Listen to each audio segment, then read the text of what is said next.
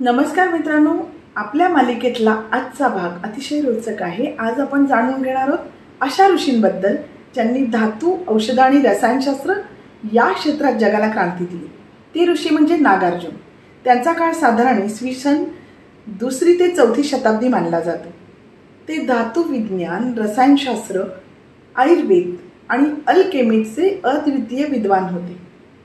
अनेक इतिहासकार त्यांना भारताचे अल्केमिस्ट म्हणतात। नागार्जुनांनी धातूच्या शुद्धीकरणावर मोठे काम केले। सुवर्ण, रौप्य, तांबे, शिस यांचा मिश्र धातू तयार करणे, स्टील व आयरन शुद्ध करण्याच्या पद्धती, धातूंना गंज लागण्याचे उपाय। दिल्लीचा लोहस्तंभ आयरन पिलर जो आहे तो आजही 1500 वर्षापासून गंजलेला नाही। त्यामागे नागार्जुनाच्या धातुविज्ञानाची परंपरा दिसते। त्यांनी रसरत्नाकर हा ग्रंथ लिहिला। या ग्रंथात सुवर्णभस्म, रजतभस्म, तांबे यांचा औषधी वापर स्पष्ट केला आहे। रोगांवर उपचार करण्यासाठी धातूंचे सूक्ष्म रूप वापरण्याची कल्पना त्यांनी दिली। हेच पुढे रसशास्त्र म्हणून विकसित झालं।